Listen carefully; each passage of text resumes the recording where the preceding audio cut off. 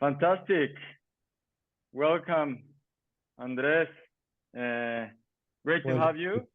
yeah, Purpose of the interview, get to know your personal story as well as Solfium, perfect.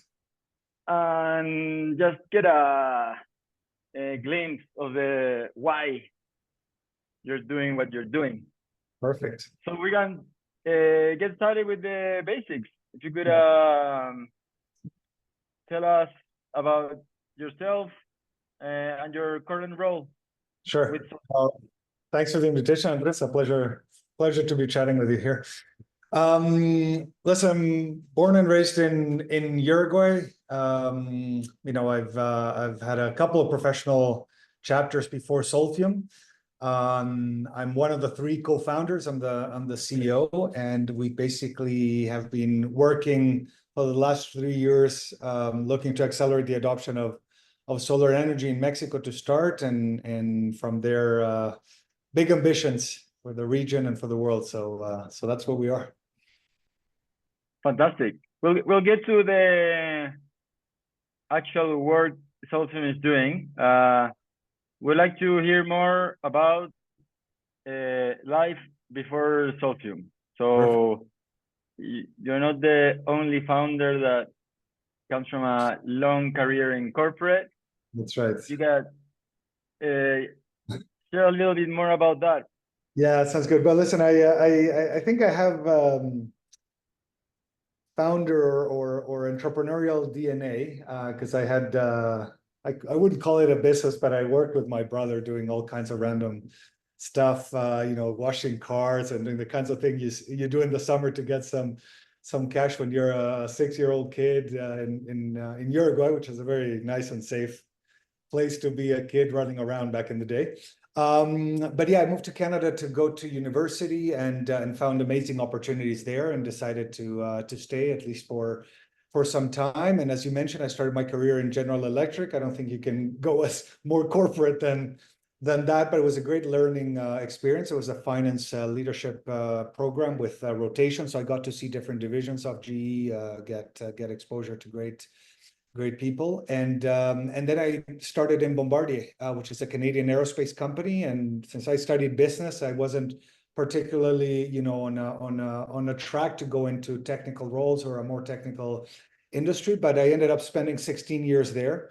Again, not something that I had planned in advance. Things happened, and it was a phenomenal school for me. I started a role in strategy for the launch, prepare the business case for the launch of a new commercial aircraft, and then moved into a role in supply chain, responsible for work in emerging markets. So doing quite a bit of work in China at the beginning. Then Bombardier opened a facility in Mexico, and that's how my story with Mexico begins.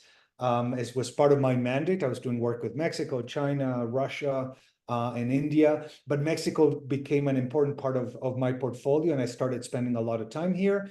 Eventually created a team in China led by a local that I hired, and I moved to Mexico to lead the team here. By then we were doing quite a bit of work, developing suppliers, developing an aerospace cluster, etc. And that's the first time I moved to Mexico. That was 2010. It's in that context that I met one of my co-founders that I'll tell you later. And then I moved, so I did that for a couple more years. Then I was given the opportunity to run production, which was a phenomenal experience as well, to run a manufacturing plant. Then I moved to Toronto. If I can interrupt you there, how was it to switch from lifestyle in Canada? I know it's the same company, but to switch to a culture like the one we have in Mexico. It was actually interesting and somewhat challenging, Andres, because I found professionally got very used to the approach in Canada, and I found there's some small differences in terms of communication styles, which I had to learn and adapt. We tend to be, this is a generalization, but there's some truth to it. We tend to be more direct and more sort of business oriented in our communication in Canada, US, I would say. And in Mexico, there's still, you know, the warmth of the relationship and the preamble to the conversation, the hello, how you doing, how's your weekend, is much more important. And so, you know, I come from a fast-paced environment, and I've always been sort of very intense in my approach. So I was very what appeared as transactional in my communication, which wasn't the case, but you know, so there was some adaptations that I made, and I think, you know, when you might have experienced something similar when you come as an expatriate or as a foreigner to work in Mexico, but you have the same language, even if there is a difference in accents or dialects, etc. You have this sense of familiarity. It's like, well, you know, it's the same, but it's not the same. Mm-hmm. If you are a Canadian coming here, a real Canadian, not a pseudo Canadian like me, and you don't speak the language, so you're a true expat in that sense, the language and the context reminds you every day that you're a foreigner and that you need to be watching out for signals and cues and trying to understand. And I didn't have those defense mechanisms. I just thought and assumed everyone understood me. And then you learn that people don't necessarily understand you, or they're not really getting the subtleties of what you're saying because of the cultural ways of communicating, the accent, the approach, the slang, et cetera. So there was a bit of adaptation to my style, etc. And yeah, that was learnings for sure. To your point, I mean, adapting, what helped me, I think, was adapting to working in Canada, Mexico, working in very industry-oriented, outward-looking roles, like developing the aerospace cluster and bringing suppliers, versus going into manufacturing, which is sort of the opposite, right? It's going at 6 in the morning to the plant, and you know, I had no contact with the outside world. I was basically living there. We were in a very exciting project, launching new technology, a new aircraft wing. First time this technology was used in production, not just in Mexico, but worldwide. It was a carbon fiber wing rather than an aluminum wing. So I had that sort of startup experience in a manufacturing environment, starting a new product, a new technology. So very interesting. But again, the approach in manufacturing is very different than your approach when you're dealing with strategy or corporate roles. So yeah, it forced me to adapt a lot and learn. But the common denominator in all this, I then ran a new program in between Toronto and Berlin. I spent 2 years in Berlin and 3 years in Toronto. But the common thread of all this, I think, Andrés, is I realized I mean, at that point, I was an entrepreneur. What I really enjoyed was, whether it's starting a new division or launching a new procurement office in China or in Mexico, or running a new manufacturing plant from the first prototype and scaling up production. What I realized I really enjoyed was starting new divisions and projects and something. So it was a relatively easy transition when we started Solfium in terms of my mindset and my approach to, you know, to problem solving in that sense. And can you elaborate on, so you come to Mexico, how long was that for before you left Bombardier? And what was the key driver that helped you take the leap of faith? Yeah, a combination of a couple of factors. So the first time I lived in Mexico in that role at Bombardier was 2010 to 2014. Then I was in Toronto for a couple of 3 years, and then Berlin for 2 years, then back to Montreal for a year, and that's when I made the jump. There was a combination of two factors. While I was in Berlin, I did an executive master's in London, one of those modular, you know, part-time program. So you do sort of an intensive week in person and then per quarter, and then the rest of the time you're sort of remote. And a few of the modules were in London, but there was one in India and one in China.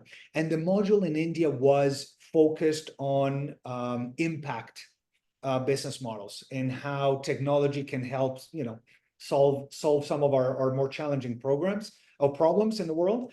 And there was focus in education, in healthcare, and in energy, you know, and sustainability. And that really got my juices flowing. I was sort of coming to the realization that, you know, I really enjoyed my career at Bombardier, phenomenal professional growth and development, but I was hitting 40 years of age very soon, and I was starting to think what I want to do next, you know, and what's going to be my legacy. And yeah, that was really an inspiring trip for me. And so that's where I started to say, I want to go into something that has that kind of tangible impact, not just pure, you know, economic GDP employment, but really something more tangible. And it was in the Masters that I met Zach, one of my co-founders, and he found the trip equally impactful. So we were both on the same page. And the trigger was in a visit to Mexico at the end of 2019. I reconnected who is now my third co-founder, Juan, who had been living in Mexico. We had both met in our previous lives in aerospace. He had been in the solar space for the last 10 years.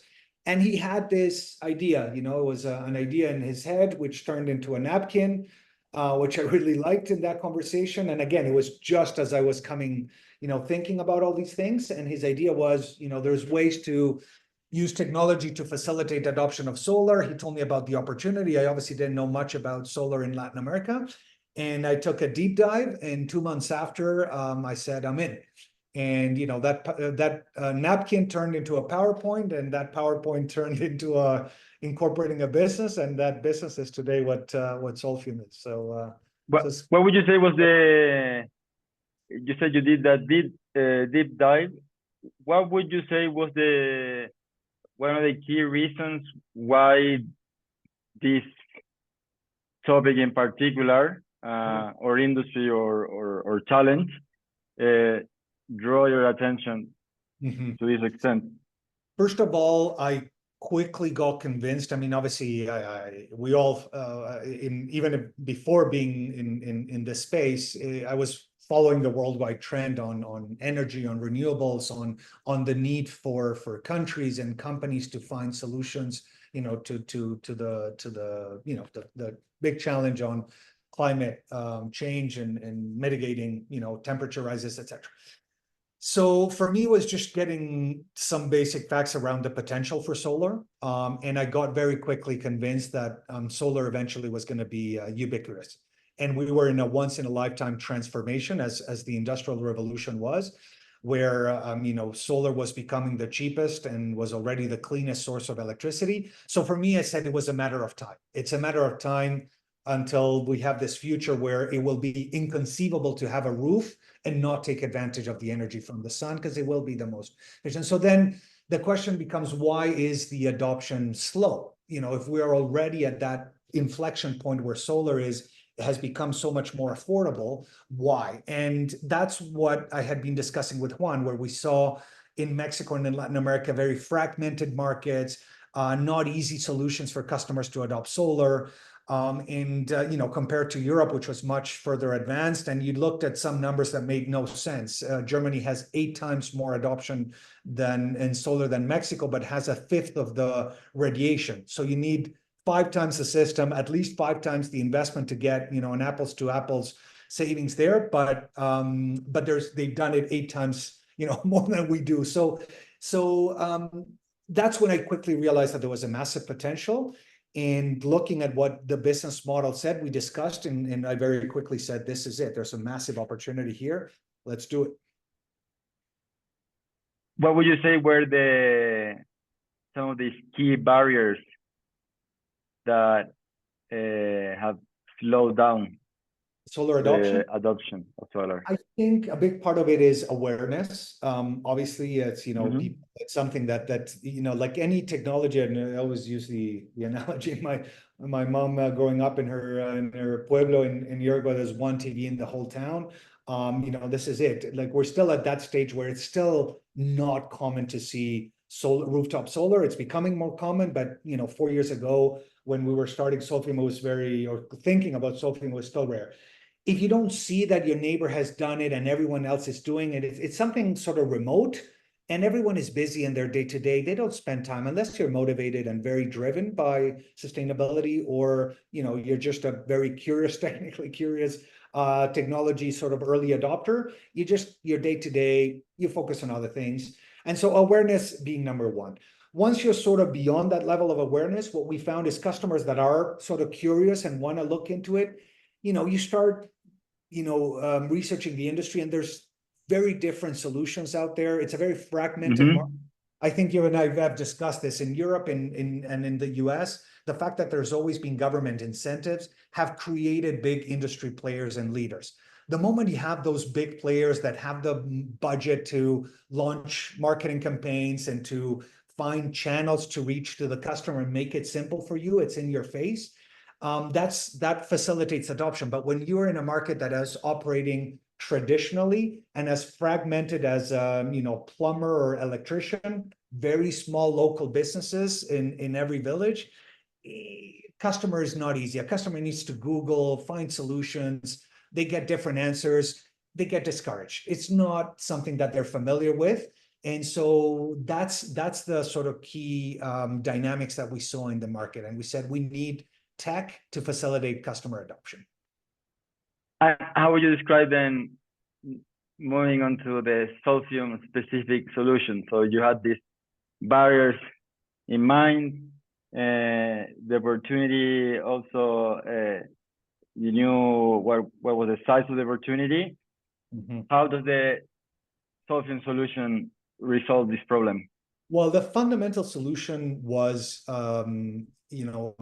mobile a mobile application to facilitate the customer journey.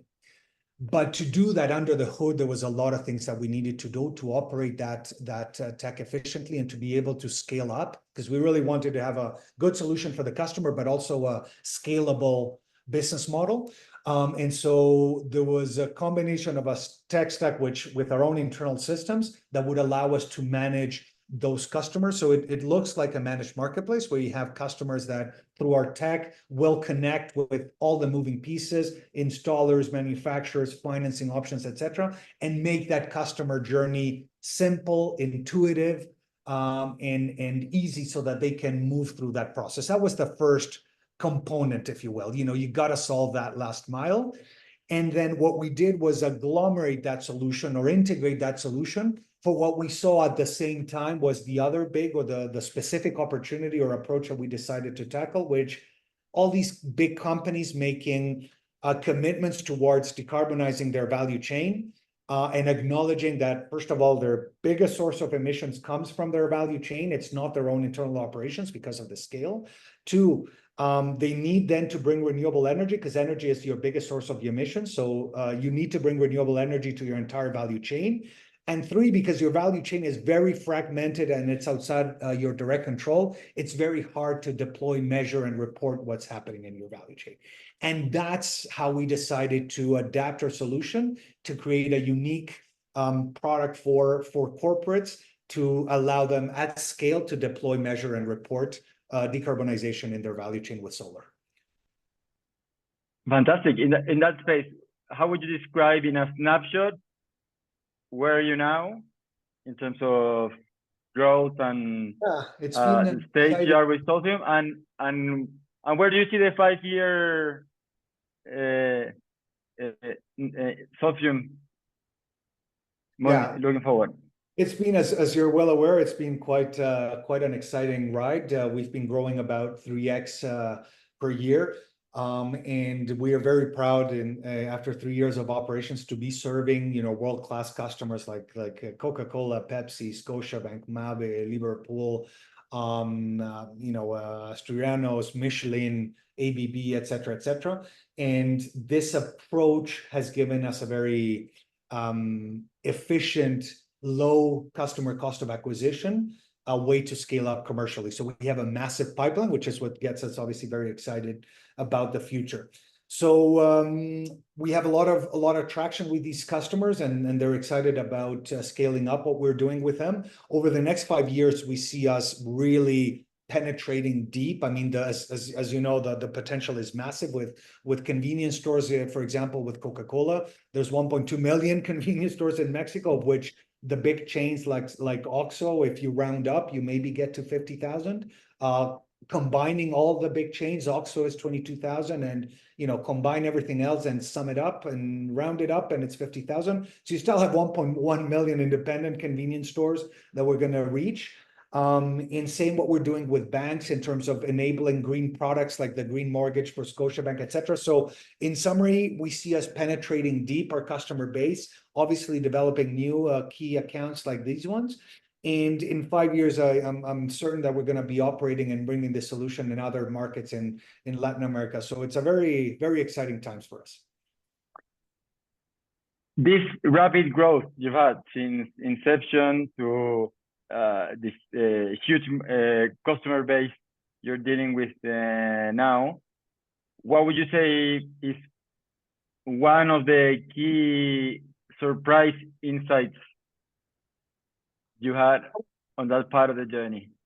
I would say I'm going to answer it sort of with almost opposing views. I think what I've realized is to gain, you know, to be able to penetrate into this customer base, and particular the corporate, which is where I come from, and I was in dealing with on the other side as procurement, etc. So I'm sort of on the opposite side now, selling before I was buying when I was at corporate. To reach these corporates, you have to have something unique to offer. Otherwise, they don't want to deal with small or startups. You know, they want to deal with their traditional suppliers, the devil that they know that they've been working with forever. So when you have something unique, it's hard. You need to, you know, leverage your contacts, especially at the beginning when you're new to the market and you don't have a track record. But if you have something unique, even a small company or a startup can reach the Coca-Colas of this world and the Pepsis of this world and the Michelin. So that's what I found. If you had asked me 3 years ago that we would be working with all these customers, I would have said I don't think so. And we are. So that's one thing I've learned. The flip side is just having, you know, something unique to offer is not enough. You need to be very rigorous in doing the unsexy and boring stuff, which is delivering, you know, executing and having quality, you know, processes and a quality approach to your relationship with a customer, you know, the basics, good KPIs on response time, on customer service, etc. It's not enough to have the tech and the differentiated product. You need to get the basics, you know, the unsexy stuff right as well. That's the other big learning. Fantastic. What would you say, for the last two questions, what would be your message to, and especially coming from you and this highly global perspective you're bringing into a company, what would be your message for investors that are outside LATAM looking at the climate market in Latin America, or also for investors in the region that are interested in getting involved in investing in climate solutions? Yeah, I would invite them to certainly connect with people like yourself, Andres, and other local players so that they can truly understand and grasp the opportunity here. I think most of them are obviously smart people that are involved in this space and they understand that there's a big opportunity here, but I don't think they grasp how big it is. And the fact that it's not as foreign, you know, it's not as unachievable. I think with enough local knowledge, with some boots on the ground, with partnering with local funds here, they can tap on that opportunity, even if they might not have specific expertise in the region. Can you elaborate on that? Sorry to interrupt. On that foreign part, because that's an interesting standpoint. Yeah, I think, you know, at the end of the day, Mexico and Latin America is a region where, you know, conceptually there might be a different language from the US or from Europe, but at the end of the day, culturally, there are subtleties in the communication approach, etc. But if you think about it, the legal system, the way of doing business, all the big multinationals in the world are in Mexico and in Latin America. This is not a foreign land. It's just a land with a different language, and of course, some different, subtleties in the cultural interaction between people. But at the end of the day, it's as closely integrated as you can with Europe and North America. So you have that best of both worlds. You have an untapped opportunity, low penetration of many of these technologies. You have a lower penetration of a lot of digital, technology. So the market opportunity is very big. The returns are very high. And I actually think the risk is way much lower than they assume. And they obviously being a big generalization. So I think that with some local connections, it's obviously you need you need feet on the ground. You need to be connected with pipeline, right? You need to be connected with entrepreneurs. You need to meet local investors. but with some connections, I think you've got the way you've done it, Andres, with partners in the US, and you guys are very still as a new fund, you're actually very broad in your presence, right? US, LATAM, Mexico, or South American, Mexico, Central America, etc. That's sort of the approach I think they should mimic from where they are. They should connect with funds. They should get a deal scout in Mexico, etc. Visit, because you need to visit to understand the region. But I think the opportunity is big, and the country risk or region risk is a lot lower than they might think. Love that comment. And on that front, how has the experience of working alongside Xavier been? Well, I would say what the bad and the ugly. No, Andres, You can be honest. I really like your approach. I like you've been very. What I like about our approach is I feel we are partners. I think you've been very supportive on our journey. You have helped us. You've made introductions. You've been a sounding board when I wanted to discuss some things. But I also feel I've been able to add value as well, and also give you my perspective, and also give you some introductions with some of our advisors, which I'm very proud of the kind of advisors that we've attracted on our board. So I really like that approach, that we are partners. That's how it's supposed to be, but it's not a given, right? Sometimes you strike these relationships, and then the chemistry is not there. And I feel the chemistry. I think we're collaborating. I think we both see the opportunity and the industry opportunities in the same way. So the synergies sort of emerge naturally, and that's why I like I like that approach. Great. Thank you for all the help provided by Solfium, and thank you for your trust and the huge performance you've had and you will keep having. So we're grateful to be part of the journey. And same to you, Andres. You guys are building something exciting. So so happy to be together, joined by the hip on both of our journeys. So continued. Fantastic. Thank you so much. Pleasure. Stop.